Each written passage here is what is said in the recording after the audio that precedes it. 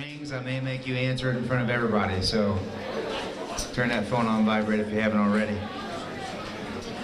Before we get started, the meal was wonderful once again tonight, so how about a nice round of applause for Cheryl Wolk and her kitchen staff.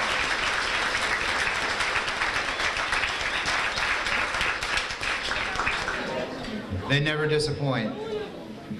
Also, our banquets. Our banquets are provided by our All Sports Booster Club, which is organized by our officers. We have 4 officers that volunteer quite a bit of time, and when I use the word volunteer, that's exactly what it is. They get workers for the concession stand, they work the concession stand, they meet once a month, they do a lot of things that they do just out of the goodness of their hearts. So, and this banquet is one of them. So how about a nice round of applause for our 4 booster officers.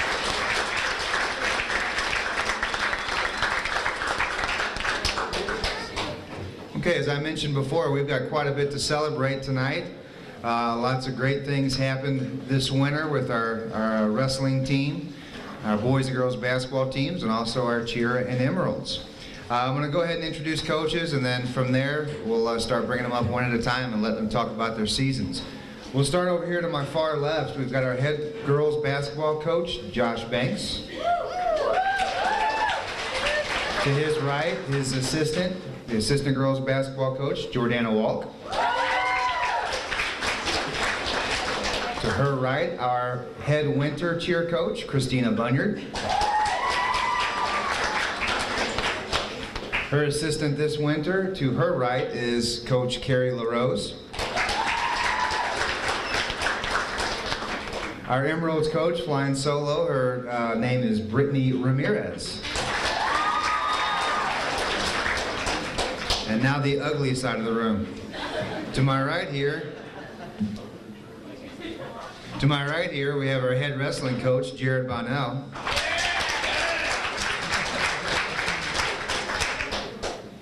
To his right, one of our assistant wrestling coaches, Brian Geck. To his right, one of our volunteer coaches, again using that word literally, volunteering a lot of his time just for the betterment of our student athletes, Coach Justin Roth.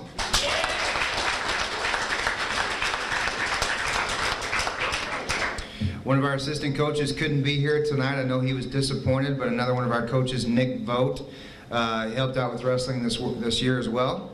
To Coach Roth's right, we have our basketball staff, starting with our JV basketball coach, John Robinson.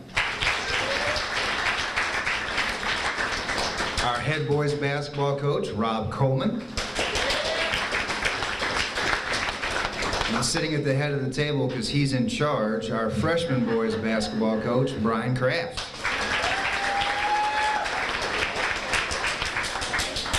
You'll hear very little from me for the rest of the night. I know how disappointed you are in that, but I'm going to go ahead and turn it over now to our Emeralds coach, Brittany Ramirez.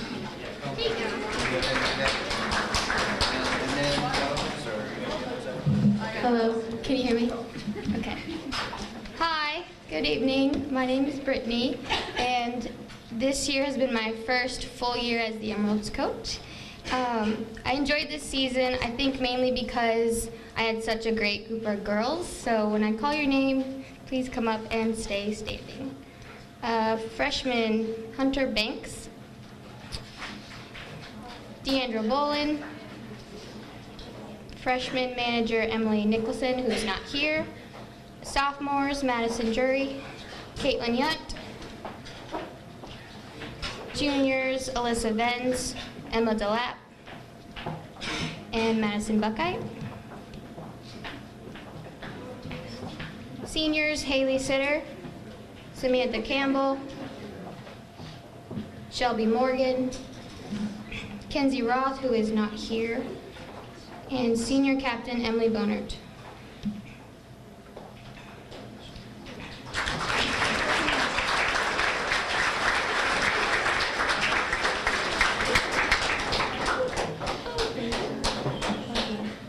I have 5 seniors, and I am honestly heartbroken that they will not be returning next year. I only had a short amount of time with them, so I can't even imagine what it will be like when my freshmen graduate. I feel like all my girls, especially my seniors, improved and made the Emeralds team such a great team to coach. At this time, I will announce my team awards. These awards were selected by the members of the team, excluding myself. And the awards are Most Dedicated, Madison Drury. Most Improved, Deandra Boland. Most Helpful, Emily Boner. The Emerald Award goes to Haley Sitter. Captain Award goes to Emily Boner. And the Coaches Award goes to Emma DeLapp. Those were the team awards. However, I wanted to give each girl their own unique awards. So this was a tradition that started when I went to college, and at our banquet for the dance team, they did the candy awards. So I wanted to start that with my team. So the Emeralds should know who I'm talking about once I get started. So if you don't, I'm sorry. But all right, I'll start. This girl always dances with attitude and sometimes a little too much, and I call her my hot tamale. So the hot tamale goes to Hunter Banks. I didn't get candy, sorry. It's okay. This girl is, oh, yeah. The Leadership Award goes to Shelby Morgan. I knew I was forgetting one. Okay.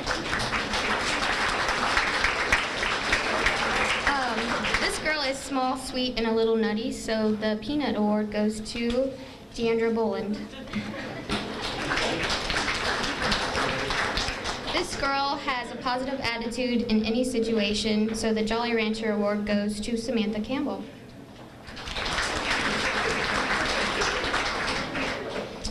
This girl is not here, but she always has smart ideas, so the Smarty Award goes to Kenzie Roth, but she's not here. This girl always has bright clothing on in practice, and she has creative ideas.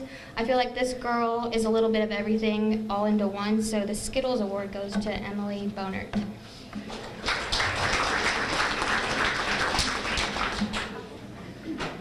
This girl helps me with everything I ask. Sometimes I don't know what I would have done without her. She's not here, so yeah. So the Lifesaver Award goes to Emily Nicholson, but she's not here. This girl is a little nutty also. Sometimes I have no idea what she is thinking. Her ideas are off the wall most of the time. She has good intentions, but not very practical. The Snickers Award goes to Alyssa Benz.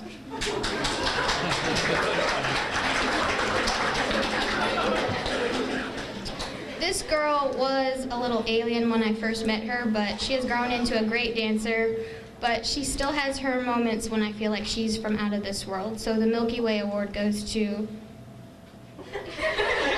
Madison Drury.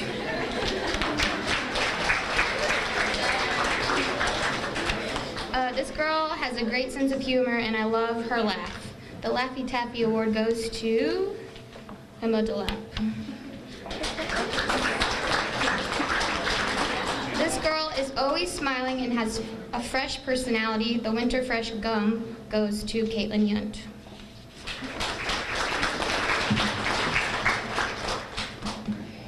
This girl always tries to make peace with every obstacle she is faced with. She's so sweet and delicate. The Chocolate Dove goes to Haley Sitter. This girl is sweet and lovable. The Gummy Bears go to Madison Buckite. This girl is also sweet, but a little spicy sometimes, so the Sweet Tarts go to Shelby Morgan. And congratulations, girls. I'm done. Yay.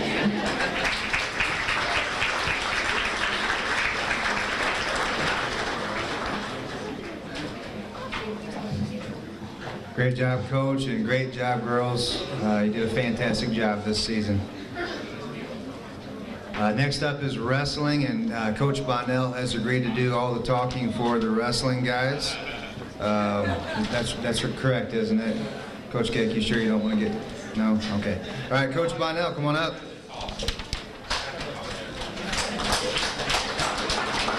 As a sigh falls over the crowd. Lacey, you got your timer going? Okay. First things I want to start off introducing my coaches, which Coach Nick's already did. Again, this is Brian Geck, Justin Raw. Coach Vogt couldn't be here, and I also have another kind of a volunteer coach that's sitting out with my wrestlers right now, Ryan Wadlow. He graduated last year from Farmington, and he come in quite a bit on his own time and helped the boys out, so we really appreciate him. He's actually got a St. John wrestling shirt on if you want to take a look again. So, again, I want to start by thanking administration, school faculty. It's really hard during, you get part of the gut part of our season where the boys are being gone all the time, and you have to start getting assignments, and they're out at 7th hour every day, and our faculty and our administration does a good job with seeing that those boys are able to make assignments up when they're gone and things like that. So I really appreciate that. Boosters, I really appreciate you guys providing like little odd things throughout the season that pop up. You know, I think last year we needed mat tape like right at the end of the season, and they were real quick to give us the funds to get that done. So I really appreciate that. Parents, for everything that you do. I know that we make it difficult sometimes with our weekend practice schedule and our late nights. You guys do a really good job getting our kids to practice and picking them up at a decent time. So I really appreciate you guys, everything you do.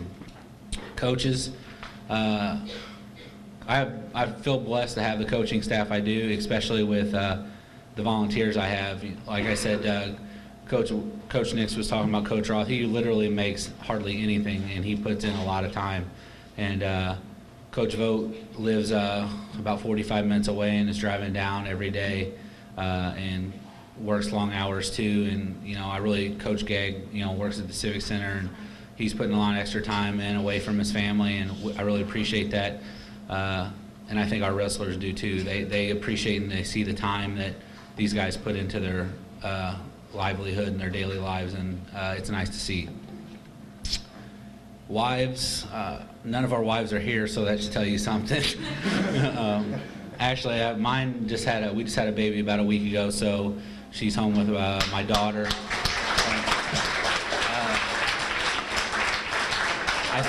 I think the other ones are just mad at me, so they're not here with their husbands, but they really are pretty much widows throughout the season. I know we got 3-year-olds running around. Coach Vogt's got, I think, a 3- and a 5-year-old running around, and it makes it hard on a mama during wrestling season because we're gone an awful lot. So I just want to thank them. Just a quick recap on our season. We had a pretty phenomenal dual record. We were 19-3 in dual records. Wrestled pretty outstanding. Wrestled pretty good duels against some tough teams. I think our worst duel was Jackson, but they were a pretty outstanding team when we wrestled them, and not taking away from our guys, they're good too, but they just were nails up and down the lineup. And we actually gave Farmington a run for their money. Was with beating them by a point coming into the last duel and for the last 2 matches, and just kind of had a rough last 2 matches, but wrestled pretty well during those matches. Tiger Classic, we took 4th as a team in a 16-team tournament. The funny thing about that is we actually took 3rd because we got back and started doing some of the stats, and they missed some of our points, and we were actually 1.5 points out of 4th, but we made that up with 2 pins. So we didn't get a trophy, but we actually finished 3rd when we figured out the team points when we got back. Farmington Duel, 2nd out of 10 teams. Our St. Genevieve Duel tournament, I believe this was our 3rd year at that tournament. We were 1st out of 6 teams, beating a top 4 state-ranked team. Branson, we finished 2nd out of 12 teams. That's a pretty tough tournament too. There's a lot of class 3, 4, 1 and 2 schools. It's a mix of all of them, but there's some tough schools there. SEMO Conference, I think this is like the 5th year we finished 3rd. It never seems like we can crack those top 2 spots. We were gaining on Farmington for a while and kind of lost it the second day. Districts finished first as a team at a 16-team tournament. This is my 5th district title and our 10th consecutive. And I figured up the other day, I think that St. Genevieve has had 18 district titles altogether, so that's pretty impressive. Now the statistic that I'm not real happy with, state, we finished 11th as a team. And I know people are like, oh, come on, coach. Guys, that's just not where we want to be. That's not our intentions. When we go to the state tournament every year, we're very set on, you know, being a state medalist team. And I don't think that I would be doing my boys justice, and I don't think they would sit here and tell you that they were satisfied with what we did this year at the state tournament. So, but we have next year, and just, you know, let that resonate in you guys. 11th place is not where you want to be. You guys all have that feeling in your stomach. You seniors can't do anything about it now, but we'll move forward and do the things we need to do. I'm going to call the managers up. Jessica Schweiss, Allison Bova, Brooke Martin, Cassie Fleeg, Gina Castorina. These girls put up with a lot during the season, not from just the wrestlers, but from moody coaches after losses. You know, there's a lot to statisticians. They have to keep up with the point totals of the match, a ref screaming at them, other coaches screaming at them, and they do a pretty good job. 3 of these girls, this was their first year, and they seem to catch on pretty good, and that was Cassie, Gina, and Brooke. Our veterans of the group, but they're still in their second year, is Jessica and Allison. And they did much better than I expected them to do in their second year. There's still some things to work on. You know, getting a bunch of girls together, they get to chatty Cathy and talking, and you end up with points because you don't know where they came from when you're putting in stats. So, but you know, that's part of it. They're learning, and they're a good group of girls. And I really appreciate everything they do, our managers.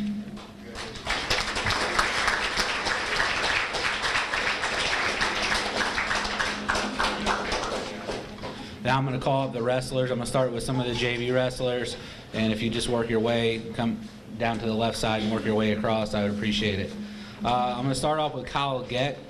It was hard to really place Kyle in a weight class because he wrestled 3 different weight classes for me this year. He wrestled 106, 113, and 120.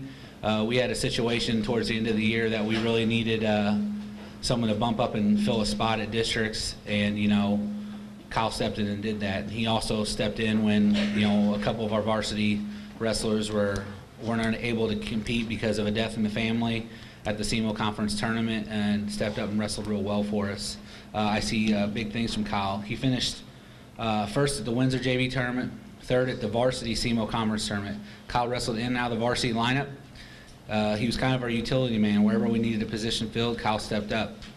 Kyle was a pleasant surprise this season.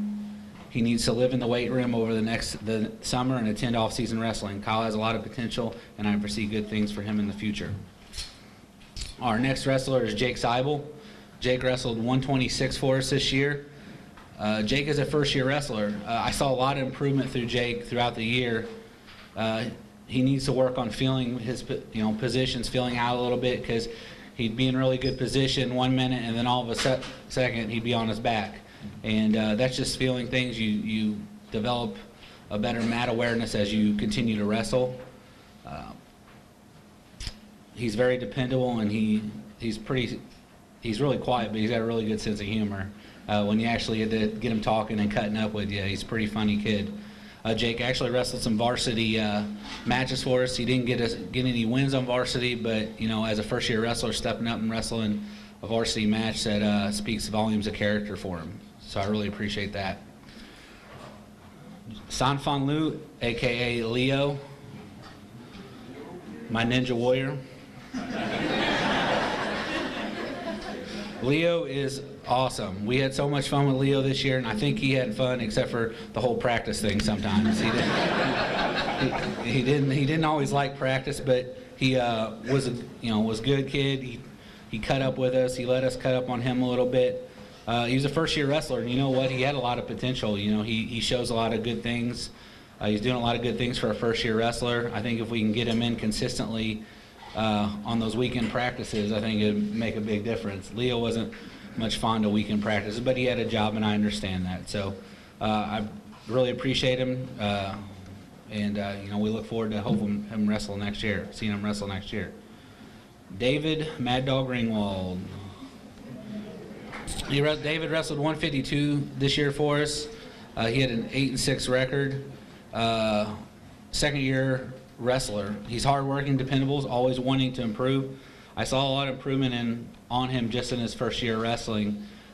David is a very intense individual and doesn't like losing, as most people don't. And I think when he does, he takes it to heart. But he's also one of those kids that he's always looking ways to improve his wrestling, always asking how he can improve, and that's always great to see.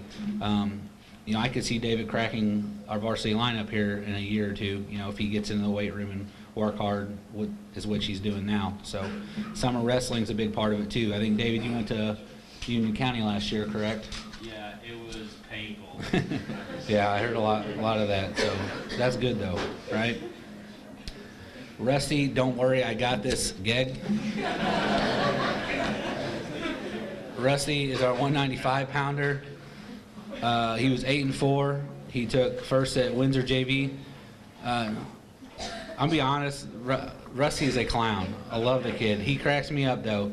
I could listen to him tell stories all day long. Rusty has filled spots throughout our varsity line for 4 years. When Rusty is serious and focused on a task, he oftentimes will excel. Rusty plans to pursue a career in the military on the completion of his high school, and he's still trying to make 184.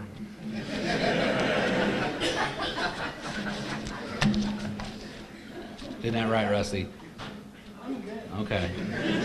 You got this. I got it. All right. Gabe Harmon, 195. Gabe was 13-6. He took 6 at the Varsity Tiger Classic, 1 JV SEMO conference, and Gabe is very underutilized. I mean, not necessarily to us, but I don't think people realize how good of a wrestler he is and how much he bails us out. We had several times this year that we needed him to step up and wrestle varsity, and he stepped up and wrestled well for us and won big matches for us. And what happened last year in a duel against DeSoto, the Steele family lost a relative.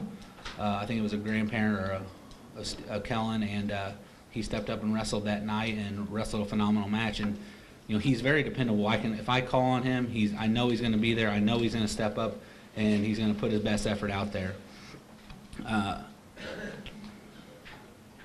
He filled in on a lot of RC spots this year. He's a great kid. He's hardworking. He's fun to bring around. He knows what he wants and how to get better. He's a great asset to our team. I give him trouble all the time about summer wrestling and going to wrestling camps, and as much as he knows they stink and they're hard work and he doesn't want to do them, but he will do them because he knows it's going to make him better and he wants to be the best. Ryan Kemper. Ryan was in a tough situation this year. He's our JV heavyweight. We actually kind of thought that he may have been our varsity heavyweight this year, and we had another senior, as he disses Coach Gegg. But we had another senior this year that wrestled heavyweight for the first time, and Ryan would have been a varsity wrestler in a lot of people's lineups. It's kind of a double-edged sword. It's good that we had him on our team and we were in that situation, but it stinks for a senior that probably wanted to wrestle varsity his senior year, couldn't really wrestle. I will say that he did pin Kraft from Dexter. Right, Luke? Ryan was a tough predicament this year. He took second at the Cape JV Classic, SEMO, and second at the SEMO Conference. He lost to the same kid twice, but he did avenge that loss at one point in the season. Ryan displays good character throughout the year, just coming in and working hard when you know that there's no chance in going to beyond districts and state because you're a JV wrestler. These guys still come in at the end of the year and work out with these guys and get beat on and, sometimes deliver the beating. I really think he was put a little pressure on Luke to wrestle harder because Ryan wasn't a bad wrestler. He was a good wrestler and could, potentially take that spot if he wanted to. Ryan Kemper. I think the highlight of the JV season, I want you guys to stay up here, is their third place finish at conference. They always seem to wrestle a little bit better at conference. I'm not really sure why that is. I think it's maybe just because they finally get to see some kids that are around their caliber and not getting beat on varsity all the time, so that kind of helps out. But they did a good job this year, and I'm proud of them. 106, Wes Dickens. Now, Wes wrestled, he was in and out of the varsity lineup. We actually got to a predicament later on in the year that Wes had to choose between wrestling off his brother for a varsity spot or conceding, and he conceded because he thought it was better for the team. And that's just hard when your family you've got a brother, a twin brother, it's about the same weight, and you got to wrestle and go home and listen to him all day. And there were some scraps at home, I'm sure. Wes finished first at JV Tiger Classic, first at Windsor, first at JV Conference. He has a 27-7 record. Wes is a very good wrestler, and he's wrestled for a long time. I just told him this year the big thing we need to focus on is getting in the weight room, bulking up, and sticking with our program throughout the summer. We got a good group of coaches here that are going to be in here all summer. Coach Voigt's one of them, Coach Roth, myself, Coach Gegg. He needs to stick with us and believe in what we're doing, and good things will happen for him. Wade Dickens. Wade's the meaner brother that was the one that ended up wrestling 106 for us at the end of the year. Wade finished third at the Tiger Classic, second at JV Conference, second at Districts in 2014, and he was a state qualifier this year. He went 1-2 at state. His record was 29-15. He's kind of the same story as Wes. We just need to get him in the weight room. He needs to be a little more focused when we're in wrestling. These boys are like off the wall all the time, and it's kind of, you got to wrangle them. It's like wrangling my daughter at the home. I got to always stay on them. But when they get focused and break down, they work hard. It's awesome to see because they do have a lot of potential and can be very, very good wrestlers. I look for big things out of both of them. Andrew DeRoos. Andrew wrestled 113 and 120 and ended up wrestling the year at 113. He took third at the Tiger Classic, second at Branson, fifth at SEMO Conference. He was a 2014 district champ, a 2014 state qualifier. Andrew wrestled two weights throughout the year. He improved a lot over the summer and has improved record to show for it. I think Andrew's record last year was just above 500, and 36-9 is a pretty solid record. Andrew, he was much improved on his feet. He still needs to work on his bottom technique. Andrew knows what he needs to improve on, and I know he will improve on his wrestling technique throughout the summer. Andrew had a tough draw in the wrestlebacks at state. He went 2-2, but being a match away as a junior is not too bad, and hopefully he'll come through next year and place at the state tournament. And a little side note, Andrew tells phenomenal stories.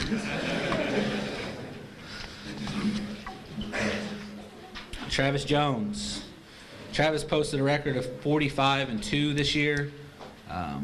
He took first place at the Cape Tiger Classic. He was a 4-time Tiger Classic champ. Second place, the Branson Invite. First place at SEMO Conference. He was a 3-time SEMO Conference champ. 2000 district champ. He was 3-time district champ. 2014 Missouri State Championships this year. He took third place, but he was a 2-time state champ and a 3-time state medalist, which is pretty phenomenal any way you look at it. Travis finished his career at St. Genevieve with a record of 169-10, with 110 of those wins coming by fall, which that's impressive any way you look at it, 110 falls in a career.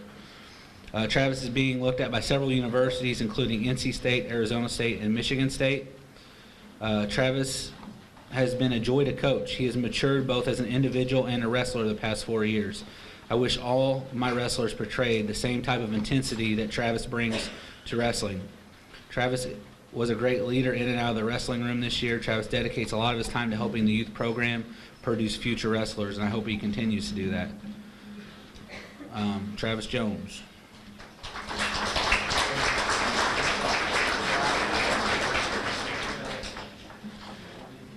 Tanner Jones. You're gonna get a little Jones frenzy here in the next few weights.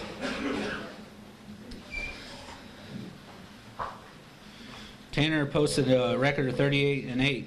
He was second place at the Tire Classic, second place at Branson, 2014 CMO Conference champ, 2014 district champ, 2014 state medalist for fourth place.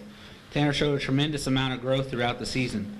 He came in with confidence and an agenda to improve and become an all-state wrestler. With that goal accomplished, Tanner is aiming for his sights on joining his older brother Travis on the state championship board in the wrestling room. Tanner came a long way in just one season. I'm excited to see what next season holds for him. Tanner Jones.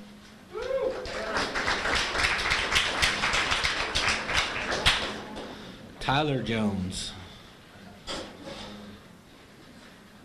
Better looking one, right? 36-9 record. Phenomenal record. All these boys had great records.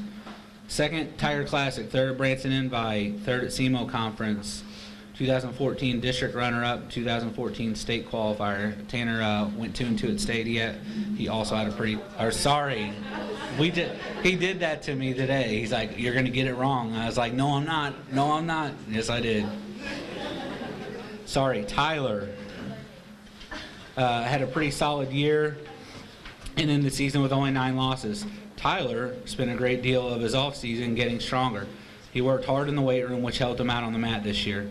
Tyler was wrestling some of the best matches mid-January and then got strep throat, and I don't really think he ever fully recovered when he got sick. I mean, he was just kind of puny going into the state tournament.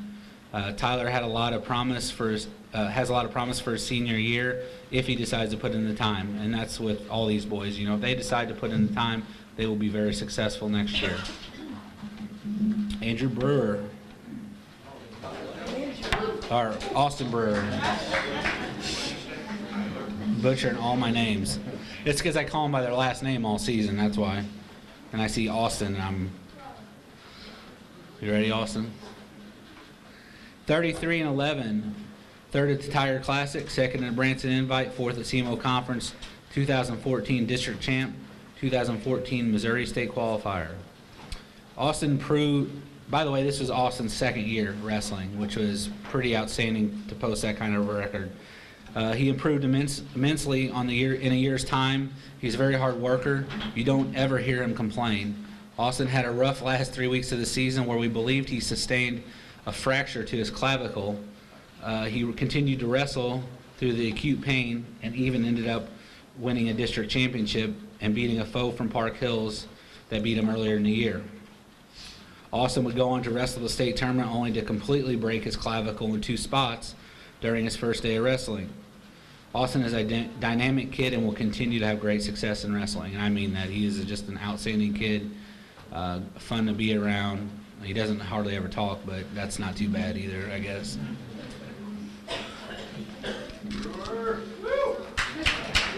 Gage Moyers.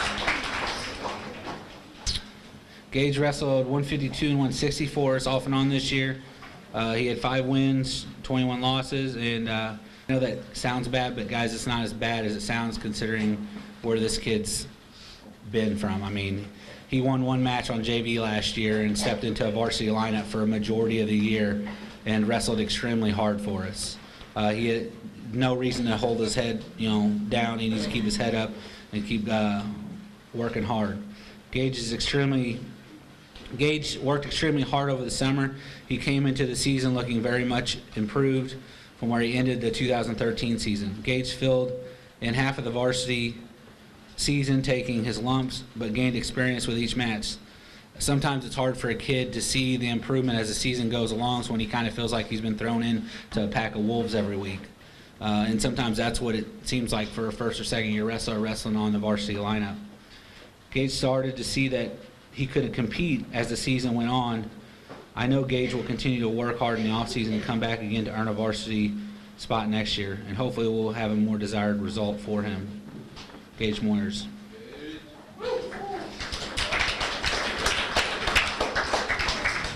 Tim Schweiger. Tim Schweiger was 16-2. Tim was wrestling much better towards the end of the year than he started. He needs to continue to work hard in the off season and attend as much summer wrestling as possible. Tim has the ability to be a solid wrestler, but he has to put in the time and get to that level. Overall, I saw a lot of improvement from last season to this season. Hopefully, with some hard work over the summer, Tim will get to compete at the state level next year. Tim Schweiger.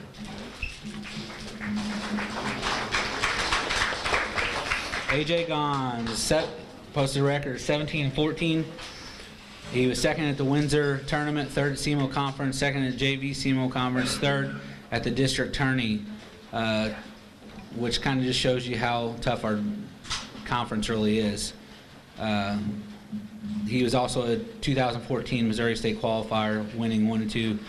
It was neat to see him win that match at state because he just had a big grin on his face. I was across the mat, and he was just getting pounded by this kid left and right. And Coach Ross is telling him to let him get him in a cradle, and he's going to cradle funk him. And sure enough, Gage did it and pinned the kid, and it was hilarious.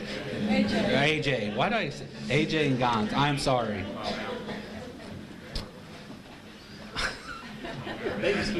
Yeah, baby, it's baby brain. I'm sorry. AJ has a tremendous amount of potential. AJ took over the varsity 170 spot after the season ending and after season-ending injury occurred to another wrestler. AJ doesn't like to be pushed out of his comfort zone, but when he is, he's a much better AJ. A much better AJ comes out. AJ is very dependable and dedicates some of his summer to improving his wrestling skills. I would like to see AJ hit the weights this summer and get on a diet of raw meat and nails. AJ is a blast to be around, and I see good things from him if he does the extra things to make him better. AJ Gons. Wyatt Hahn. Wyatt Hahn posted a season record of 13-1. His one loss came from an injury default that he was actually beating the kid, and the trainer wouldn't let him go on anymore. He was a Tiger Classic champ this year, and unfortunately that's the only tournament he got to wrestle other than the Farmington Duels, which he got hurt at. Wyatt had a very unfortunate season-ending injury occur right around the first part of the year. He had an unblemished record until the injury default and the match ended the season. Wyatt is an exceptional wrestler that has an excellent shot at becoming the next two-time state champ. His work ethic and determination will rehab him to full recovery. We're hoping to see a restored knee and Wyatt on the mat next season. Wyatt Hahn.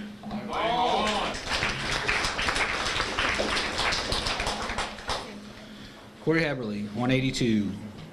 Corey posted a record of 16-14. He was a 2014 district runner-up, and he was 2014 state qualifier. Probably one of the things I'm going to miss most about Corey is his intensity in the practice room. I never heard Corey complain about the workout. In fact, he was oftentimes getting on other teammates to pick it up during his live wrestling or conditioning, drilling live wrestling or conditioning. I wish we could have had Corey, from his freshman year on. He possesses a lot of natural ability, but has trouble letting that show through when he needs to. Corey plans to join the Marines after high school. Corey Heberly.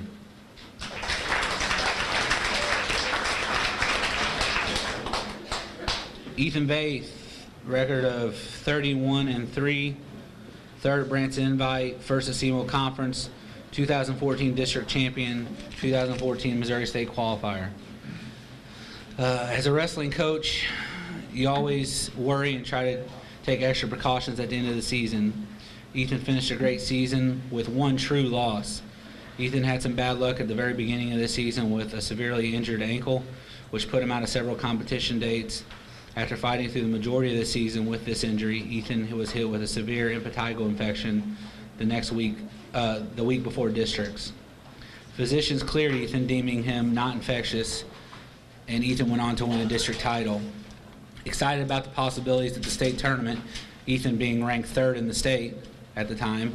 Physicians would not clear Ethan to wrestle. Ethan had a great season, and unfortunately, that's how it ended. I know this has fueled Ethan to work even harder in the off season in hopes of claiming the state title next year and improving on his automatic whizzer.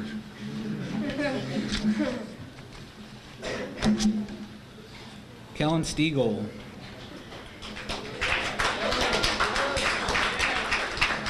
Kellen Stiegel was 33-11, placed 5th at the Tire Classic, 2nd in the Branson Invite, 3rd SEMO Conference, 2000 District Champ, and 2014 State Qualifier. He finished 2-2 at the state tournament. He was a match away from placing. Kellen has really progressed to be a successful wrestler over the past 4 years. He went from winning to 2 or 3 matches his freshman year to winning 33 his senior year. Kellen told me he started out the first 2 seasons counting down the days until wrestling was over, and this year's found himself disappointed as wrestling career was coming to an end. Kellen wrestled a good state tournament. He gave his team everything he had every time he stepped onto the mat right until this final match at the state tournament. Kellen plans to attend Missouri S&T after high school, where he plans to pursue an engineering degree. And then he plans on coming back and giving Coach Bonnell wrestling program lots of money. Luke Hemmerla.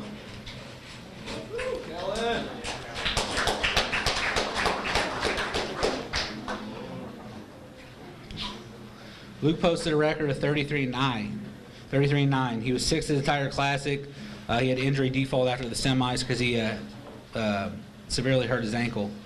4th at the Branson Invite, 3rd at SEMO Conference, 2014 District Champ, and a 2014 State Qualifier. Luke had probably one of the most bizarre tournaments I've seen as far as how brackets ended up at the state tournament. The top 3 guys in the state at heavyweight ended up losing like their first round or second round matches and ended up coming back through the wrestlebacks, and that's who caught him on the backside. So it's really bizarre you see that, but it does happen. And overall, the state tournament this year was bizarre.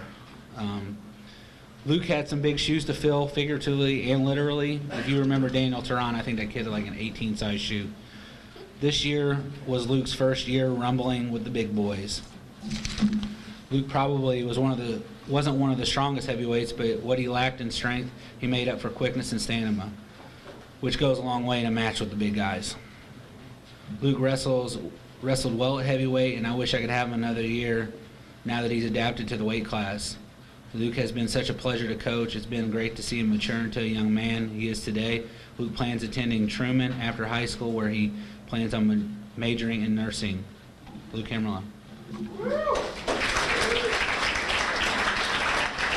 And this is, stay up here, boys. We're going to do a few awards and then we're done. But first of all, give all these boys a round of applause, please.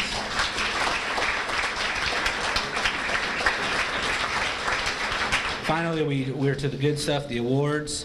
This year's Most Takedown Awards goes to the wrestler who had 140 takedowns on the year, Travis Jones.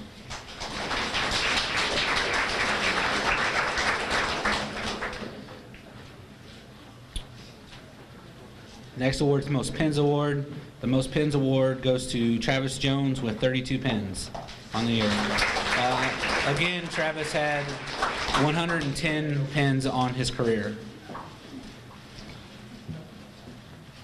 Most wins on the year, again, Travis Jones with 45.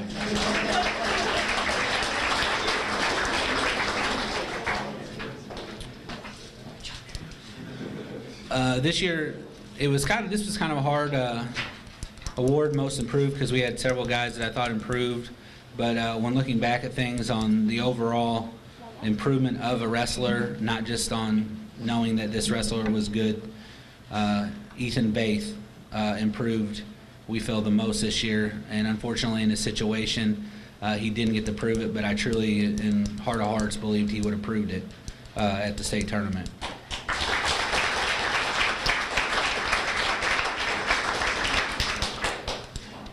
Hardest worker was a team vote, and it was actually a tie, and I think it's kind of funny because these are both guys I think work their tails off, and they actually happen to be drill partners, Kellen Stiegel and Luke Hemmerla.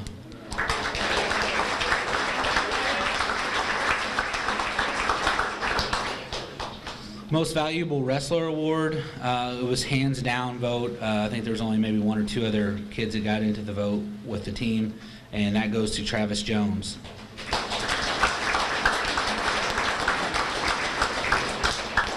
We did another award this year, calling it a service award.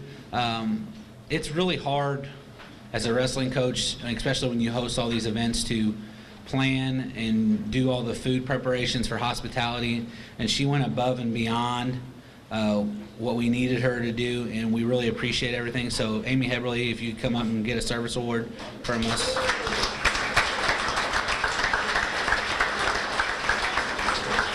How many hospitalities did you basically put together? 4? 3, 4? I know. That's what I'm hoping. No, you told me you would. And lastly, they already know this, and most of you probably do. They have a KTJJ Dream Team nominations go out, and area coaches vote on it. And this year, Travis Jones and Tanner Jones will be on the KTJJ Dream Team. And that's all I have.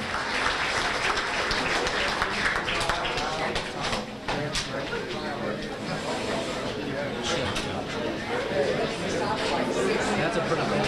What? Shut up, I know. It's better. Hey, it's better than last year. Okay. Great season, gentlemen, and thank you, Coach Jason Bonnell.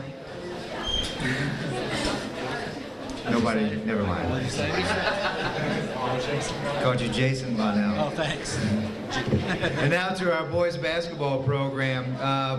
Make sure I say this right. We've got Coach Coleman coming up first, then Coach Robinson, and then back to Coach Coleman. Is that correct? Okay, so Coach Coleman, come on up and start out boys basketball for us.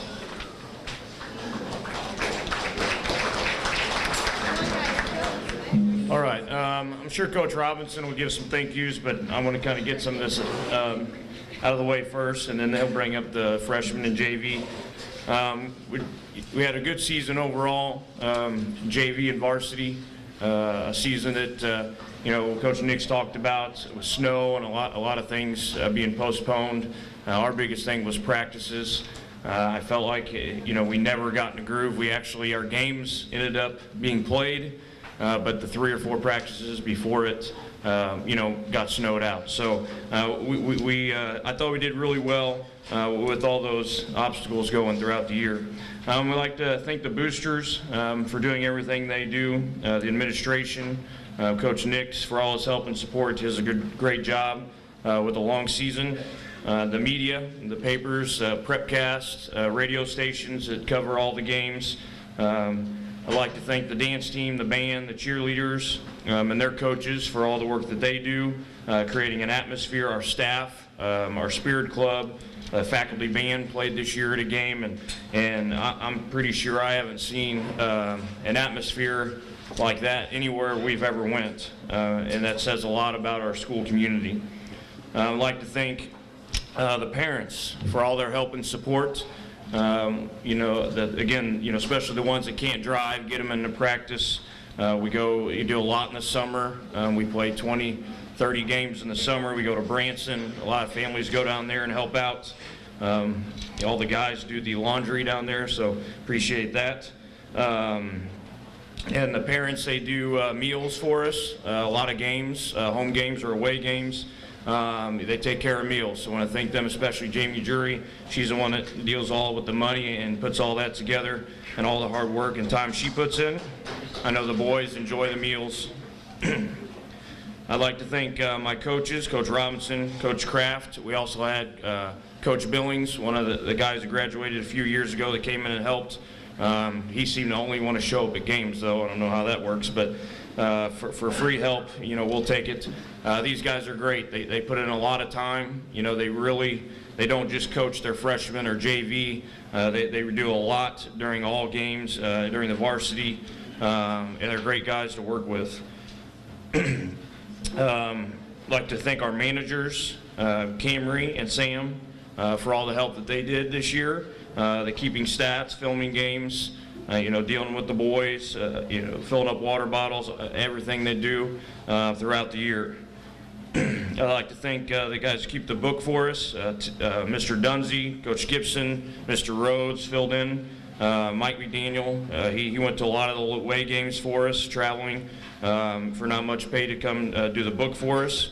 I'd like to thank my wife with all her support and everything she puts up with late nights and everything during the season. She runs our boys a lot with not a whole lot of help with me when I'm gone.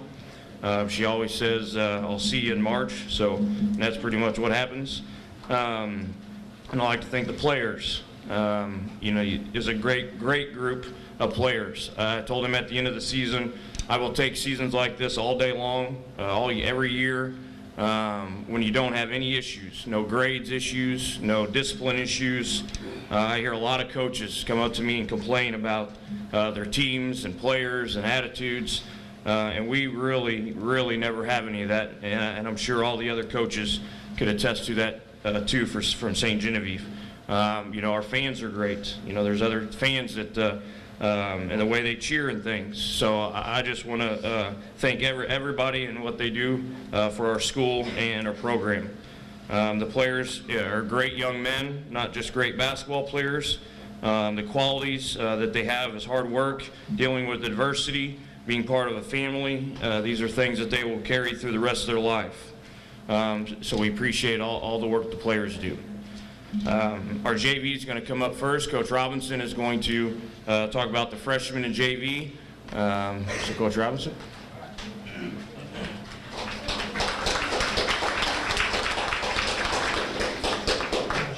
All right, I just want to say thank you, Coach Coleman, for taking care of all the thank yous. I don't have to cover those. Also, I want to tell the parents, thank you. Really have some great kids to work with, and just really blessed to work with those guys. I wanted to thank you for raising them the right ways, and it really helps us. We appreciate that. To start things off, we're going to talk about the freshman team, and then we'll move on, talk about Coach Kraft's freshman team. So, fellas, what I'll do, I'll just call you on up right now. Come on up, and then I'll keep on talking, all right? So Trevor Drury, Brandon Henson, Brevin Garner, Wyatt Lamandier, and Dalton Giesler. Is he here? Okay. As you can see, it wasn't a big group of freshmen. Didn't have a really big group of freshmen this year, but these guys did a good job of transitioning into their first year of high school basketball. While learning a new system, learning how we do things in our program, and just being part of our basketball family. They did a really good job. Overall, they played really good basketball as freshmen. I thought they did an excellent job, and because of injuries and just lack of numbers, these freshmen, as freshman group, only played 5 games, and they ended up winning 3 games, losing 2. But another thing they did for us, they played a lot of minutes at the JV level for me. So a lot of these guys got extended minutes in JV basketball. So they had to grow up a little bit quicker than most freshmen do in other programs. So they made some good contributions to the JV team, and I'm looking forward to coaching these guys again next year. They did a really good job. So give these guys a hand. That's your 2013-2014 freshman team. Say it, kid. You guys might as well stay here because you're part of my JV teams now. So I'll call my JV players on up, introduce them. So I've got Chris Davis on the JV team, Nathan McClin, Zach Rhodes, captains Anthony Rowe and Captain Morgan Schenk. That's good. You're good. Don't screen me off. All right. We're not setting screens today. All right. Here we go. All right. One of the things as a coach, I enjoy being a coach is seeing what type of personality your team's going to come up with each year. What's your team going to be like? What's their character traits? What are they going to develop as a team as the year goes on? And this team, I thought was just a really great group of competitors. These guys really got after it, and they always played hard. They always practiced hard. They always battled hard, and some of our practices toward the end of the year testify that or it's a testimony to that. We had guys coming out with bloody noses and bumps and bruises, and they really got after it. And that's the kind of basketball we have to play. But you know, they played hard, and we talk about having a will to win, and these guys had that will to win. They were always competitive. They were in every game they played. They were really fun to watch too. And they played in a lot of close games. We ended up with a record of 12 wins and 8 losses, but out of those 8 losses, we had 5 losses that were 5 points or less, and 3 of those games went down to the final shot. We had a chance to either win or tie that game in the final shot. So they played in a lot of close basketball games, and just mentally they were a tough team, I thought. You know, we avenged a couple of losses that we had earlier in the year as well. Came back and beat some pretty good basketball teams that beat us earlier in the year. We came back and we dominated those teams. We really played good basketball toward the end of the year. And we just kept getting better. As the season went on, we just kept getting better and better and better. And as a coach, you want to see that improvement. And I don't think I've ever had a basketball team improve from start to finish like I had this group improve from, you know, individuals and as a group improve that much. So I'm really proud of them for that, sticking with it, working hard, trying to do what we ask. They did all those things, and they still played as a team, and that was the important thing. These kids stuck together as a team. They tried to do what we ask every day, and that means a lot as a coach. They're very coachable kids. You know, I hated to see this season end because they were playing excellent basketball at the end of the year. We were playing our best basketball at the end, and we went down to Perryville and beat a very, very good Perryville JV team, and we led start to finish. That was probably almost a perfect game for my JV team. I mean, offensively, we shot the ball well. Defensively, we just shut them down, and we just, all facets of the game, we played very, very well. And I was proud of these guys, like I said, to see that progress and get to that point where we played our best game at the very end. And I didn't want to end that season to end because we were playing so well. But once again, you know, I enjoy watching these guys and coaching these guys, you know, just because of their competitiveness and their willingness to listen, and that they strive to get better. They tried to do what we asked them, and it was just that nice to see that improvement. And I just want to close out. Just wanted to say, you know, once again, these guys are excellent people, easy to work with, did everything we asked them to do, and I'm proud of them for what they did this year. So once again, this is my 2013-2014 JV basketball team.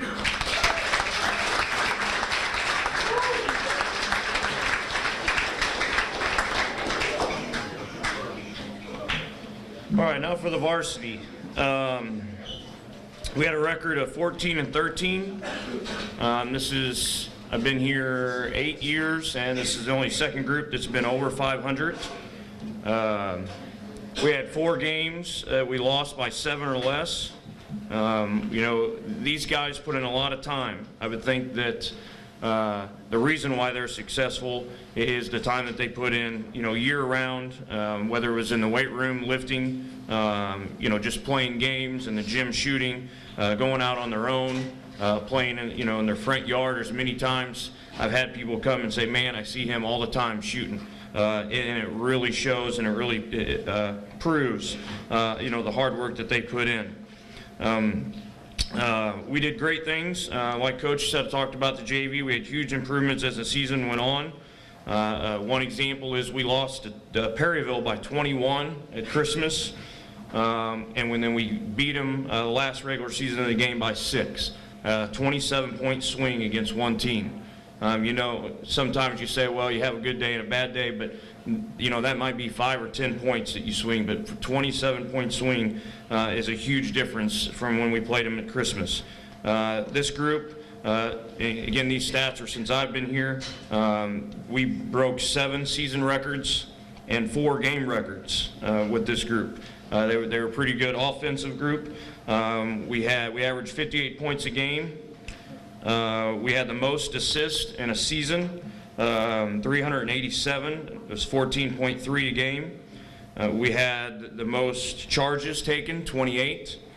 We had the most rebounds, 874, which is 32.4 a game. We had the most steals, 313, which is 11.6 a game. We made the most points in a game, 192. I don't know off the top of my head how many we shot. It was a lot, but we had the most we made. It came out to averaging 7 a game. We tied for the best free throw percentage. We tied for the best three-point percentage. We had the most threes in one game. We hit 14 threes in one game. We had the most rebounds. We had 51 in a game, and the most assists in a game, 24, and the most blocks in a game, 9. So statistically, this is by far one of the best teams I've ever had. We had 12 total players on the varsity, and I'll call you up one by one, and you can get your certificates. We're going to start with the managers first. We had 2 managers, Samantha Grimminger and Camry Gettinger. This is their first year as being managers. As I already mentioned, they took care of a lot of stuff: game towels, filling water bottles, keeping stats, filming games, you know, that's a tough thing to do. Sometimes they did both at the same time. If we couldn't get a younger guy to film, they did stats and filmed, and this might be one of the best times I go back and check them quite a bit sometimes, and they were actually pretty close. And in the past, it's been a little off, but so they did a great job. I know they have busy schedules, you know, with their schoolwork and everything, and I hope that they'll come back again next year and help us out. We had 2 guys that came off the JV, Anthony Rowe and Chris Davis.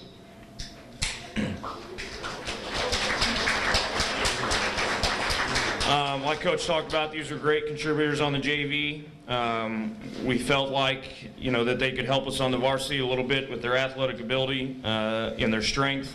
Unfortunately, they didn't get a whole lot of playing time because of the guys that we had. You know, we had 7 seniors and 4 other juniors, and so, you know, it was just tough to get these guys in there, but I know next year they're going to help us out. So that's Anthony and Chris. First junior, Tyler Billings. I don't think he's here tonight. He's a junior. He's a great shooter, a great hustler. He came off the bench for us, hit some big shots and key times during the game, and he has a great work ethic. He works very hard. He spends more time in the gym than a lot of people, and I know he'll continue to do that. He's already been asking us, Coach, when can we get in there? He wants to come in at 6:30 in the morning, and he's just on us all the time. And so we really look forward to him to help us out next year. The next junior, Clayton Mueller. Clayton is a junior, probably started over half the games this year or more. He was kind of hurt, missed the first couple games. And then when he came back, he played great. He brings a lot of versatility to the team. He gave us another good point guard on the floor. Very good at helping break full court pressure. He is kind of, you know, he's not the tallest guy, but has some long lengthiness to him and plays kind of big. He was one of our better rebounders for guard. He's also one of our best defenders. A lot of times we put him on the other guy's point guard, and he did a really good job. Clayton has a ton of potential. He had some big games. I think one game scoring 20 points. He was PrepCast Player of the Game one time and an MVP 4 times.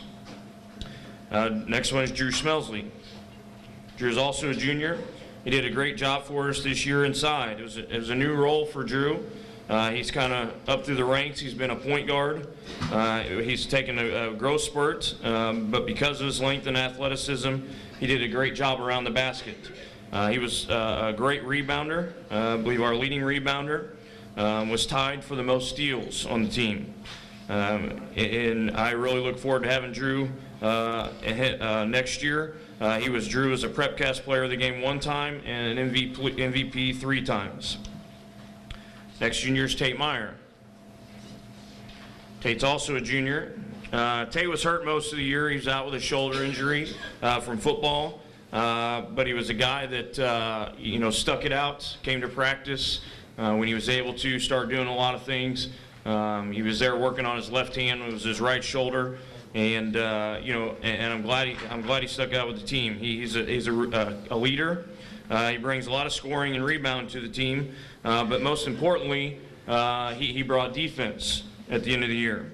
Between him and our other bigs, especially Logan, Perryville, one reason why they beat us at Christmas is because They have a 6'8" kid, and he scored 41 points the first game.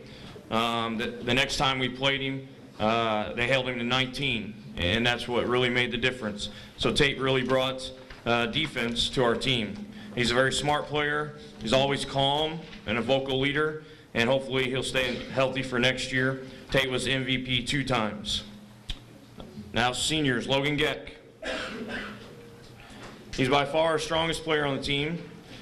He's helped out in the defensive post and was a big part of us stopping, again, the guy from Perryville.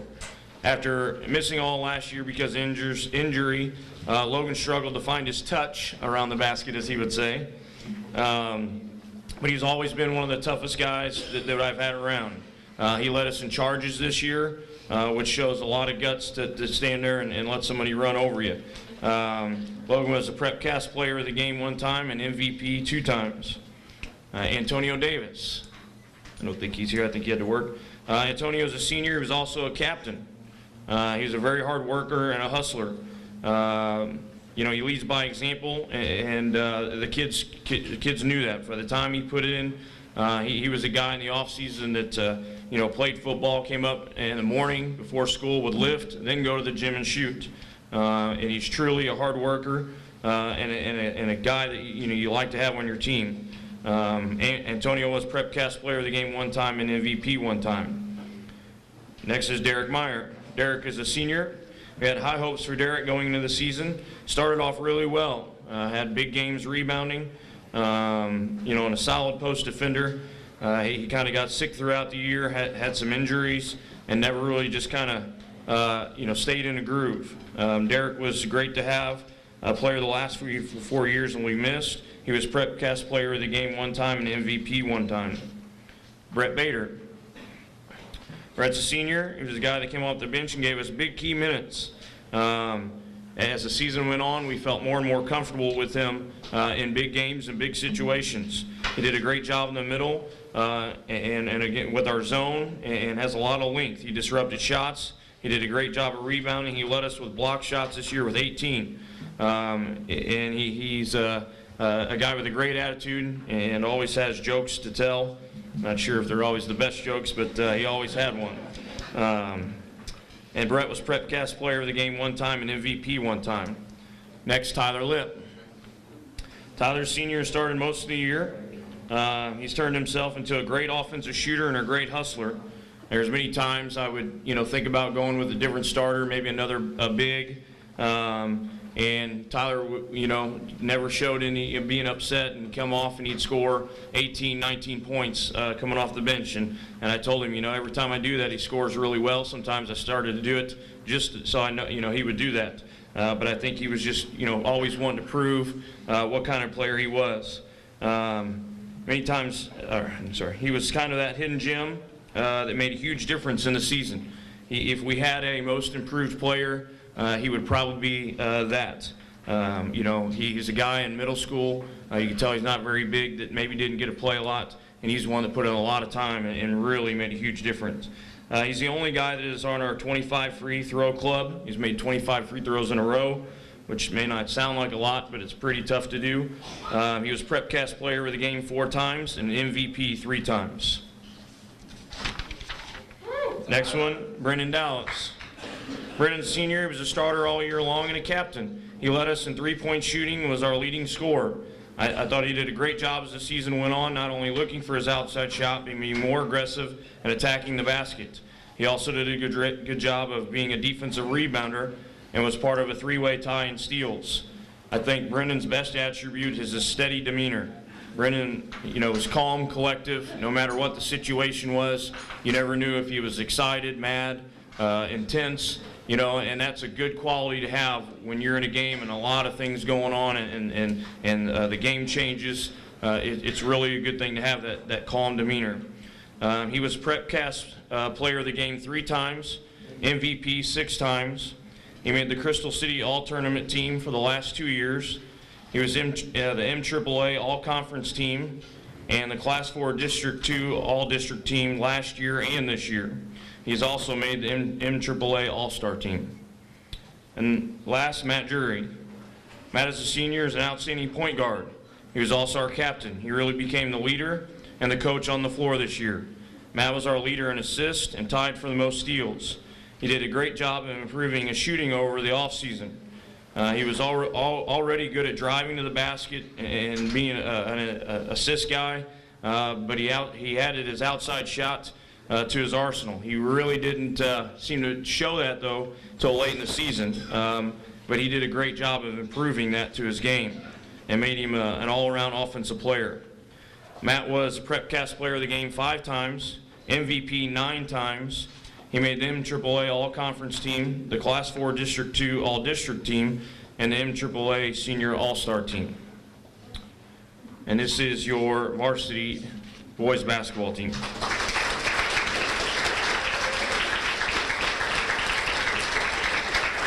Okay, we have awards to give out.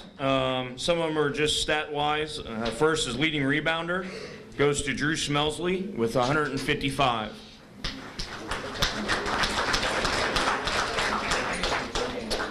The next one is assist leader, and that goes to Matt Drury with 157. The next one is free throw percentage, and this one you have to have so many. We did have a couple guys that one or two that shot better than this, but they didn't shoot enough during the season to get the award. But it was for 73% free throw shooting was Matt Drury. The next 4 awards are voted on by the players, and there was a lot of different guys voted for some of these. And if it was me to have to choose, I know it would be tough. The Tenacity Award goes to Tyler Lipp. Our Defensive Award goes to Clayton Mueller. Our Offensive Award goes to Brendan Dallas.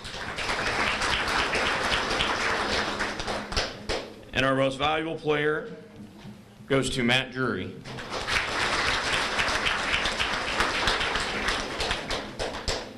Boys, you should be very proud of what you have accomplished this year with all your hard work. I look forward to another one next year. I have something for the seniors that I always do. I like to write a little poem for them. So I did not actually get everything done. I mean, I wrote the poem, I had the picture, but I didn't have the backing for the picture, so I was slacking a little bit. So I'll get those guys. But it says, the group of seniors from 2013-2014.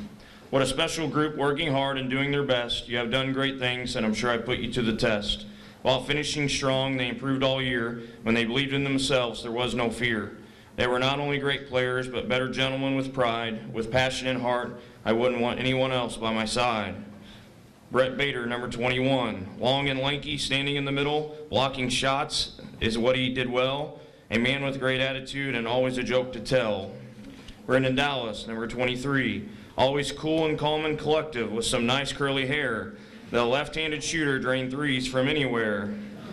Antonio Davis, number 2. A great kid every coach wants, voted a captain by his team. He was a great vocal leader, but hard work and dedication is what they've seen. Matt Drury, number 4. The leader on the floor, ready to improve. He was ready to prove he was the man, made a believer out of me, and me his biggest fan. Number 32, Logan Geck. Says he lost his touch, but was muscle strong and stout, always asking questions to learn, but knew what charges were all about. Tyler Lipp, number 14. Tyler is little and mighty, and great passion he showed, become a good shooter, oh how the three-pointers flowed. Derek Meyer, number 40. A good rebounder with length, being big inside, could never get in a groove, not staying healthy on this ride. Each of you with wonderful characteristics that I hope will carry you on your way. Those attributes and strength you have, I know, will shine someday. As I stand in front of you now, remember the lessons we have taught you. Being a part of the Dragon family, I wish you luck in all you go through. Good job, seniors.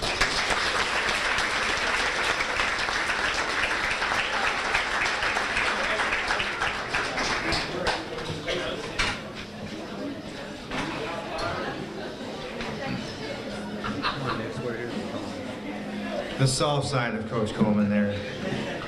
28 charges, that's impressive. When you're talking about 27 games and 28 charges, I mean, think about how many basketball games you watch when you actually see a charge in a game by either team. And we had more than one a game. That's unbelievable, and that's awesome. That's a great statistic. Moving on now to girls basketball. Coach Walk's going to do a little bit of talking about the JV basketball team, and then Coach Banks will come up and talk about varsity. All right. First of all, I would like to thank the parents. Your support and commitment are what make this all possible.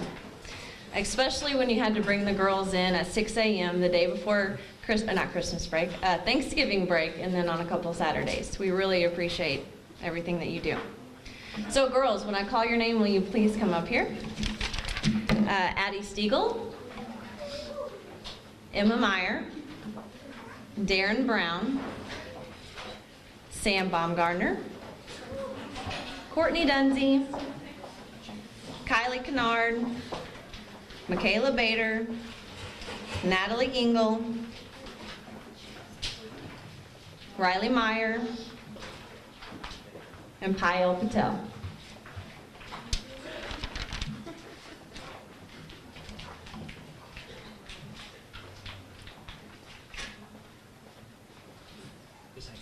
Okay, you're good.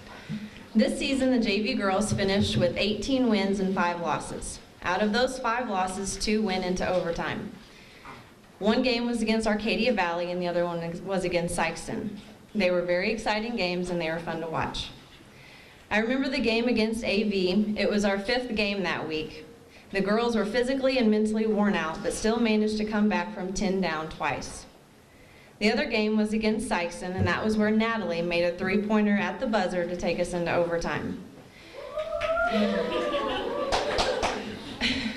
So even though we ended up losing both of those games, the girls never gave up. Since day 1 of practice, I have been blown away by their competitiveness and work ethic. These girls want to win and know that it takes a lot of hard work and time to make that happen. I remember thinking after the first day of practice, I'm going to have so much fun with these girls. Like all teams, we have had our fair share of ups and downs, but I can say without a doubt that this season was a success. Not just because of our win-loss record, but because of what we accomplished as a team. Yeah, we got on each other's nerves. Yeah, sometimes we bickered back and forth. Yeah, we had to practice during the holiday season and all through the craziest winter I've ever been through. But in the end, we succeeded as a team. Some of the highlights from this season, going up against Jackson at the beginning of the year, that's when I realized how special this group really was. Jackson is a large school, they're very intimidating, but you couldn't tell it because our girls went out there and played them like it was just any other team. The game against DeSoto towards the end of the year, we were down probably 10 or 15 points. I don't really want to remember. We weren't playing to the best of our ability, and I think I called a few timeouts to express my feelings. And they finally hit their stride, and they ended up coming back and winning the ball game. Then I will never forget this, playing 5 games in 1 week.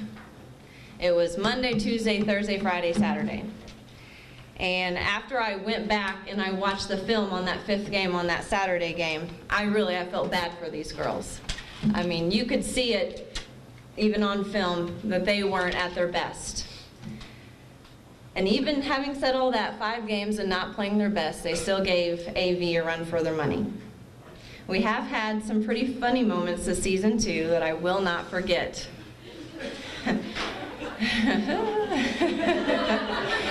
Does anyone remember Courtney clearing the bench area at Cape Central? Bless your heart, Courtney. Whew, I tell you, I need to quit eating those beans.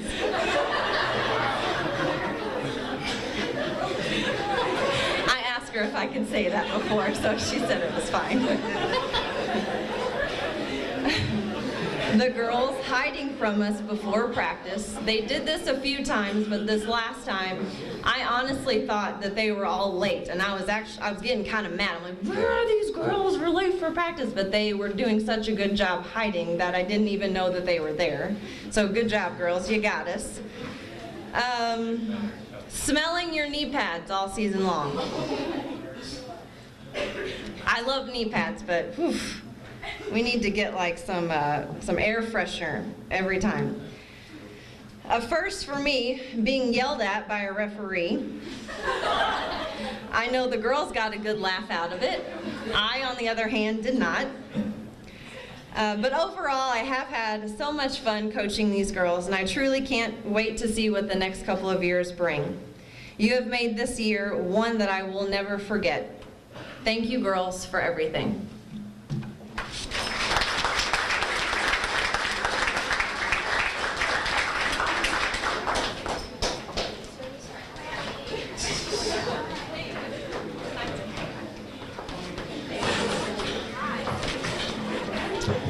Okay, to start off with the girls varsity, first I wanted to thank the administration, our boosters, and our parents, especially the parents. You know, during the winter season, you know, you have to contend with Thanksgiving break, you have to contend with Christmas break, and we had basically 3 more weeks of vacation it seemed like we had to contend to with you know, all the snow.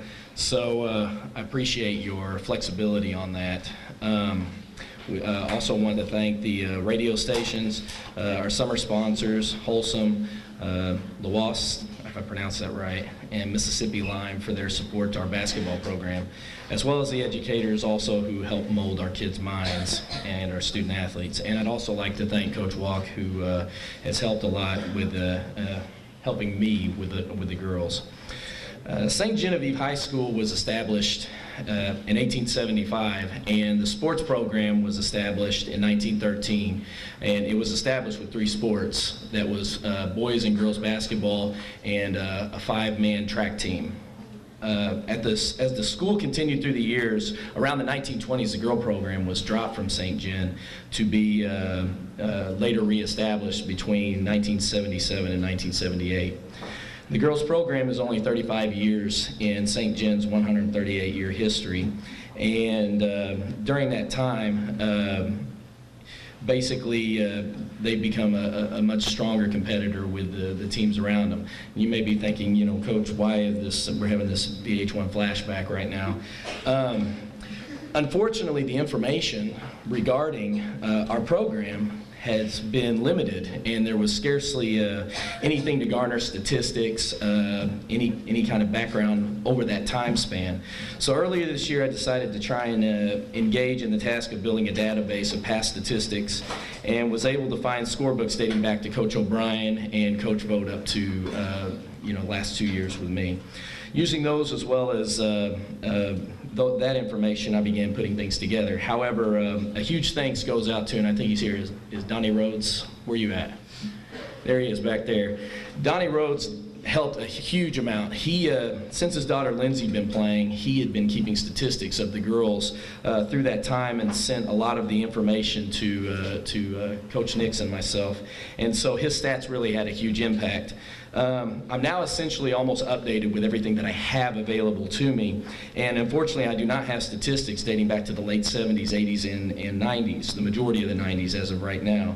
So therefore, based on the information I have, I've gone ahead and started archiving and adding these things to our school history. But I bring that to your attention because if there's anyone out there in the community who does have information or statistics of any kind, feel free at any time to send them to me, bring them up to me or to Coach Nix, and we would be more than happy to put them in our archives also. I got to tell you, this year has been kind of a roller coaster year for me as a head coach. At the summer mark, we were looking at having a squad of maybe 26 heavy on the team, but by the end of the year, I had an active 14 players.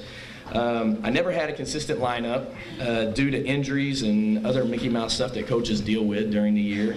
But this team was without a doubt one of the hardest working teams for me that I've had during practices, especially and during games. Regardless of the score, they didn't quit in the game, regardless of it. And there were very few games that honestly we were out of reach of actually competing in the game.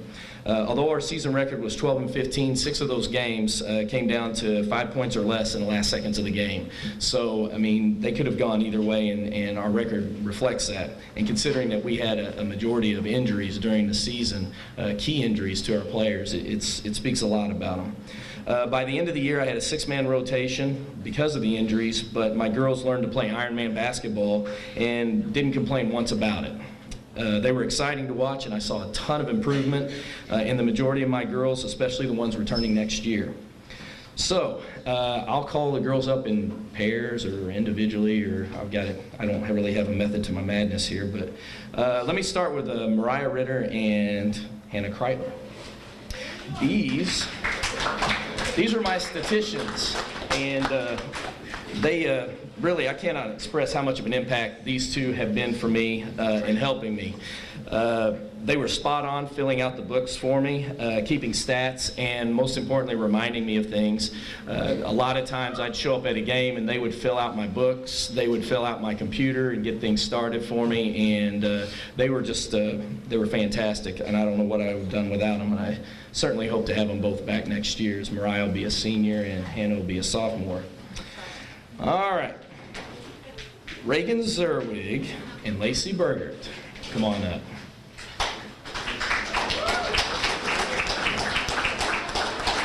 As you can see, Lacey's still in her boot from her injury still. Reagan, unfortunately, tore her knee at the beginning of the season, and I was really looking forward to seeing what she could do on the court. She had a fantastic summer. She was by far one of the hungriest players that I have had on the team, very aggressive and really, you know, even though she's not 6 foot, she plays like a 6-foot player because she flat out brings it on the court with her physicality. Lacey re-injured her ankle, the same ankle that she injured last year, almost identical at the same time when one of our players stepped on her ankle. This injury just happened when she just happened to be warming up right before practice and tournament. So unfortunately for Lacey, that injury that she sustained put her out for the rest of the season. And you know, down the long stretch, you know, it really limited us also in our rotation and bringing girls in. So I'm hoping that both of them will be healthy next year and hopefully this summer. All right, Riley Meyer and Katie Palmer, come on up. All right. Riley is kind of one of the girls who, she actually injured her knee last year and missed the entire season. So this was kind of like a rookie season for her, even though she's a sophomore, because she got 0 playing time last year and she didn't even get to play this summer, still recuperating from her injury. She was really sluggish at the beginning of the year, and I can understand why. You know, after coming off of a knee injury, you're kind of worried about, do I make a cut hard on my knee, and you know, you're afraid to tear it again. But you know, towards the end of the season, she really became an impact player for us, coming off the bench and down in the post position. And I really asked a lot of her, which you know, is kind of unfair because she didn't have that opportunity to grow into the position. But due to injuries, I didn't have a choice, and she really turned it on, especially in the last game of the season against Potosi. She led our team in points, rebounds, and got player of the game to end the district game. So I was really proud of her. Katie Palmer is one of my brighter spots towards the end of the season. Katie started off very sluggish, and at times I wondered if sometimes, you know, Katie's hard to read. I don't know if you look at her, if you ever see her walking, she's hard to read. Never know what's going on with her. But the best thing happened to her at the beginning of the season. She got hurt, and that sounds bad. But she sat out for 3 weeks with an ankle injury, and she came to every practice. She was at every game that she had to sit out. In the game that she returned, I had another post player miss the game because of an injury, so I threw her in. She was out of shape, her shot was unsharpened, she was mentally fatigued, and she played basically below mediocre. However, I didn't care. I knew what she could do and the talent she possessed. Amidst all of it, she got focused, and wouldn't you believe it, the real Katie showed up. She, at the holiday tournament that we played in conference tournament, she hit 17 of 21 free throws from the line, had 2 career games hitting 20 and 25 points, and in 5 games she had over 70 points.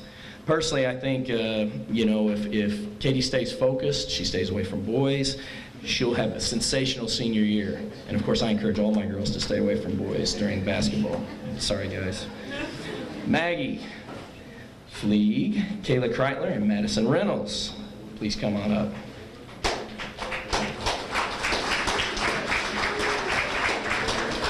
All right, there's a whole lot of 5'2" coming at you right now.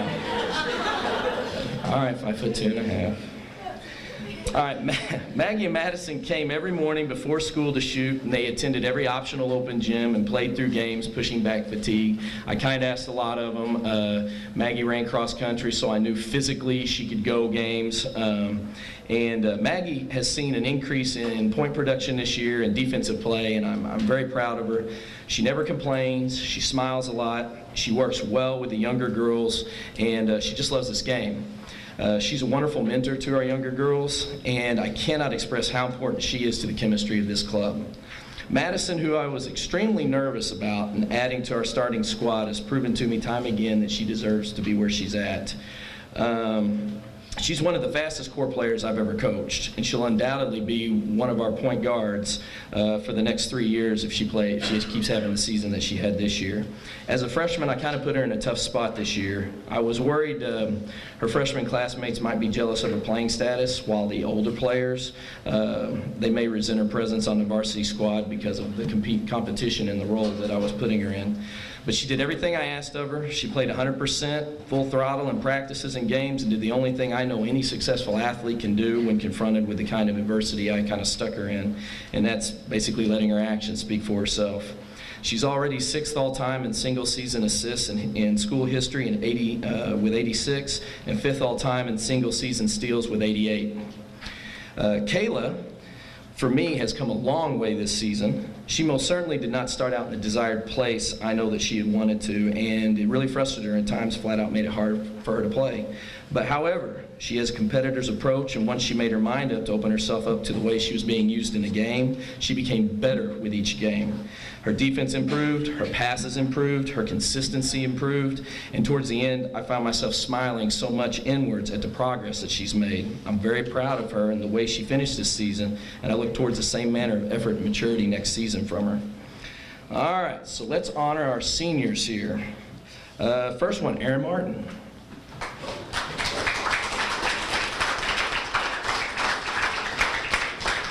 Aaron hit 113 of 221 attempts, giving her a career-high 51% shooting ratio.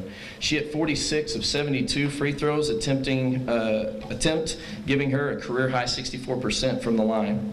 She totaled 202 rebounds, 64 assists, and 55 steals. Erin intends to, or at least is looking at, going into the service after her tenure here at the school is over. And this year I felt she was a very nurturing individual to our younger girls coming up from the middle school as freshmen, and helped them with their transition on the team. She smiles a lot and has become, without a doubt, the best half-court long ball shooter during practice in our girls' history. Aaron Martin. Paige Porter, come on up. Paige hit 163 of 365 attempts, giving her a career-high 45% shooting ratio. On the line, she was 63 of 109, finishing up at a 58%. Paige amassed 294 total rebounds, 59 assists, and 64 steals. This was by far her best year as a player for me, as she became more aggressive and hit key shots for us in games. Paige's intent is to enter into the nursing program and work in the healthcare field. I'm confident she will not only succeed in her desired profession, but will make a wonderful caretaker in nursing. We know someday she may be taking care of me in my old age. Paige Porter.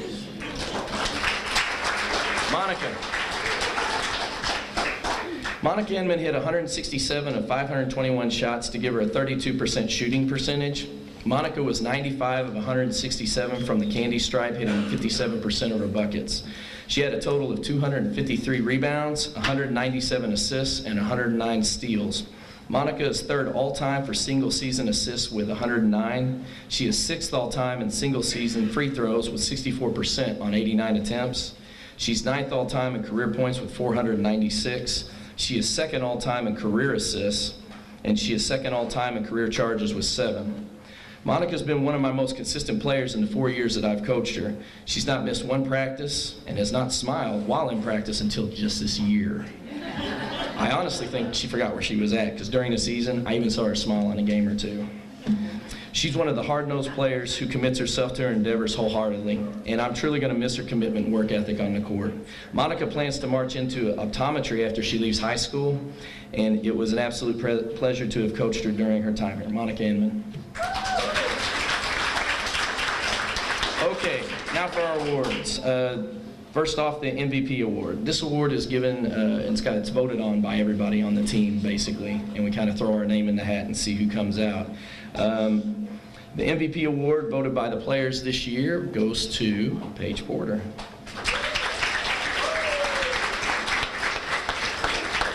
Next, the Defensive Player Award. This was a very tough one. In fact, the next couple were tough.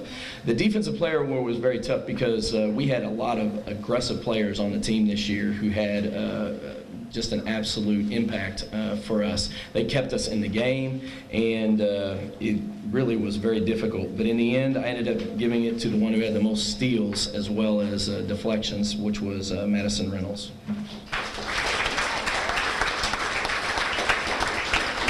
The Offensive Player Award goes to our main shooter, the one who scored the most points basically this year, and that award goes to Monica Inman.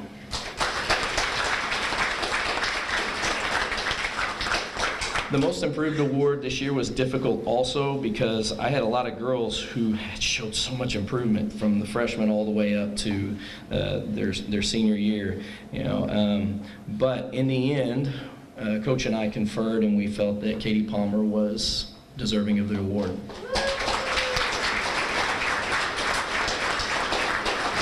I wanted to add one more award this year, which embodied the aggressive nature of the game, given to a girl who doesn't have to be the best at any one category. In fact, I like to think that she is a combination of categories.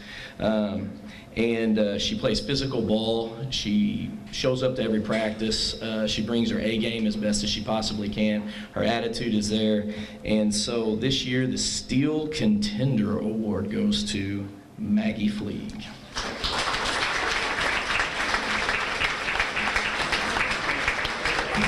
This is your varsity girls basketball.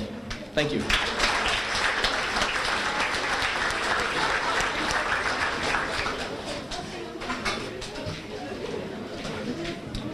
Two very good teams, the JV and varsity girls basketball. You guys are fantastic and fun to watch. And that brings us to our final group of the night. We're going to have our cheerleaders recognized at this time. And I believe it's just going to be Coach Bunyard, the head coach, that's going to speak about the girls. So you're up, Coach. All right.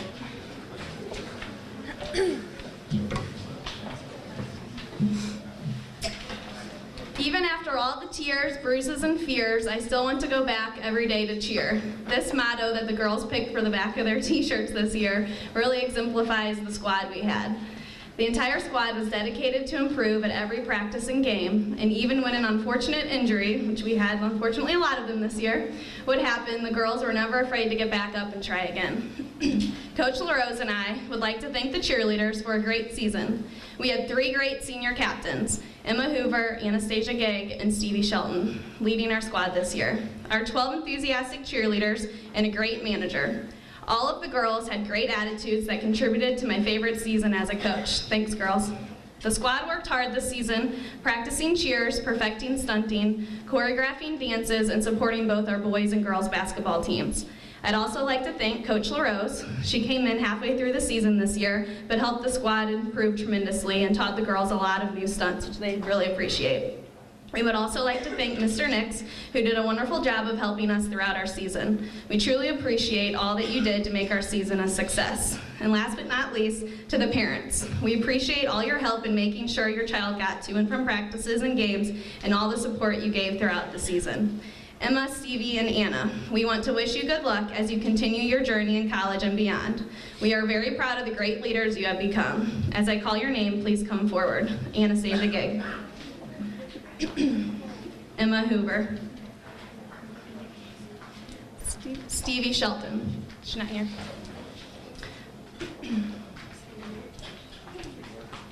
Jessie Sinatempo.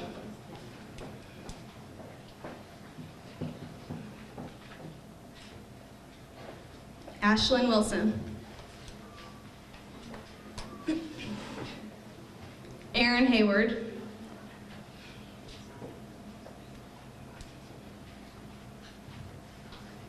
Drew Moore, Kiki Benton,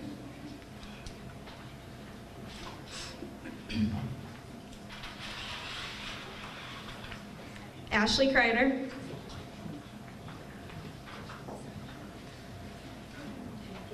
Julia Hayward, Danny Hefner, and Georgia McCraney. And last but not least, our awesome manager, Jessica Fleek.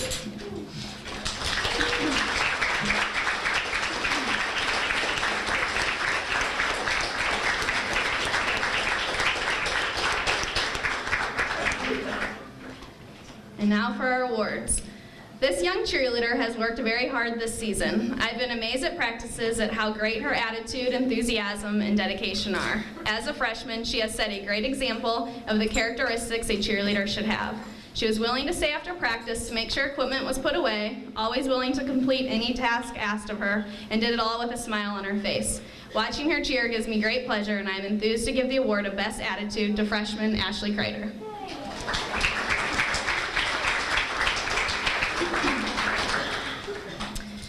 This new cheerleader added lots of enthusiasm, spirit, and skills to our squad. She always has a smile on her face and is willing to learn new things. She continuously wowed the squad this season with her amazing jumps and dedication. I'm eager to see how she will improve throughout her high school career. I'm pleased to give the award for Best Jumps to freshman Kira Benton.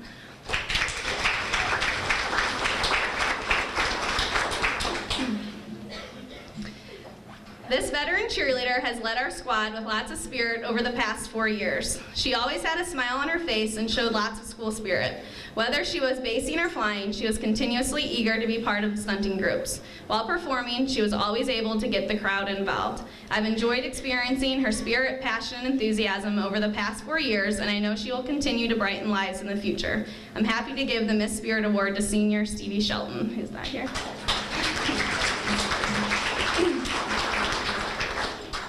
This established cheerleader has shown tremendous leadership and dedication to the cheerleading squad. She has set a great example for the squad as a captain the past 2 years. Whenever anything needed to be accomplished, she was the first to help and always made sure it got completed. She helped to create many cheers and dances during the season. At games, this cheerleader always had a great attitude and helped the squad to have a great season. I've enjoyed getting to coach this young lady the past 4 years, and I know she will succeed in college and beyond because of her hard work ethic, dedication, and leadership skills. I'm proud to give the award Miss Captain to senior Emma Hoover.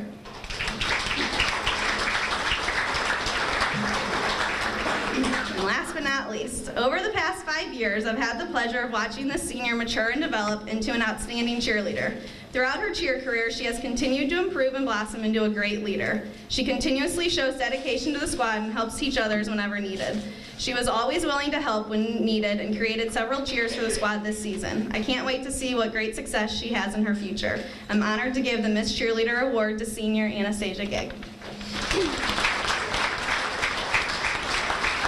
Thanks, girls.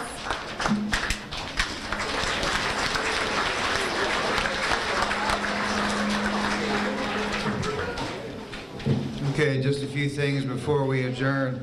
A few thank yous on my end. Thank you to Brian Kreider and the rest of his custodial staff. You guys come to our games in full force, and then when everybody's gone, they're here to clean up afterwards, and they're a tremendous crew. They do a great job. They do behind the scenes after everybody's gone. So thank you, Brian, and your crew for the wonderful job you do. Thank you to Mid-America for your help at our wrestling meets this year, and Coach Hess, she is invaluable. For a very small stipend, she helps most of our sports teams with athletic training stuff, so she is, like I said, very invaluable. Thank you, administration. There's just too many sporting events for one person to try and cover, and Mr. Mercer and Mr. Haney do a great job helping out with supervision at these events. And it's amazing how sometimes, even though we're only supposed to have necessarily one administrator at the events, a lot of times you'll see 2 or 3 of us there, and that's because we want to be there for those events. So thank you to those guys. And really quick, I want you guys to especially listen to this one. Out of 97 student athletes that were invited tonight, out of 97, 92 are here tonight. 92 out of 97.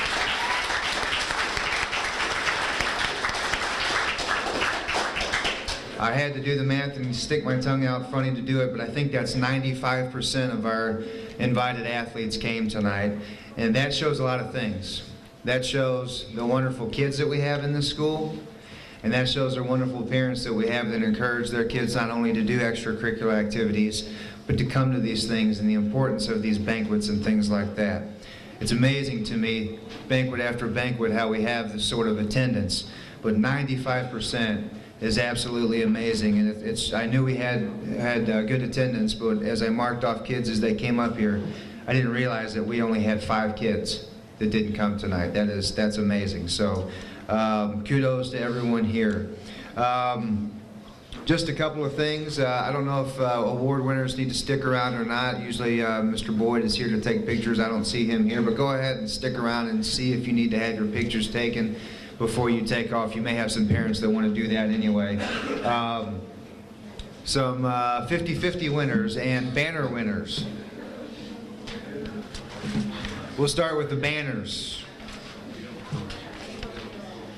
Okay, the Emeralds banner winner, and I'm drawing these as right here in front of you. The Emeralds banner winner, Emily Bonert. So Emily, grab that on your way out this evening. Congratulations. Let's see, which one is that? Girls basketball is the next one.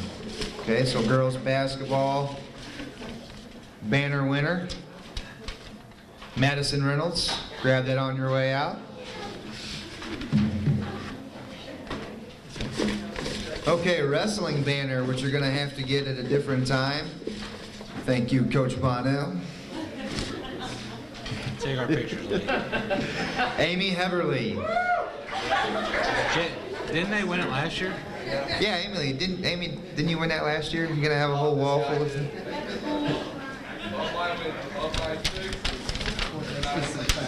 Boys basketball.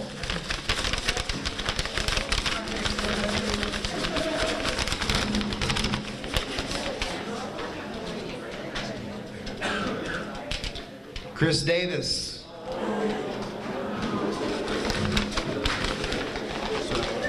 And finally, before we do the 50-50, we got cheerleading. There's quite a few of these. Somebody must have bought like 20 tickets. Hopefully I picked the right one then.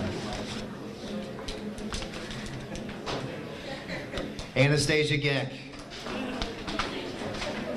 Okay, 50-50, and then I'll let you guys go for the evening. The winner of $45, please bring your ticket up with you. The winner of the 50-50 tonight is 410804. 410804. If you have the winning ticket, bring it with you. Ladies and gentlemen, thank you for coming and have a great evening.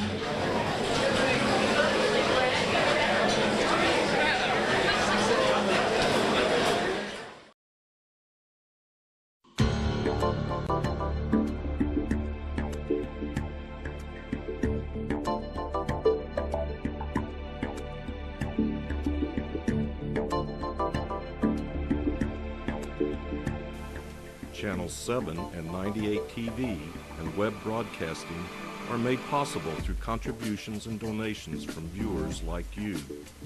Thank you for your support.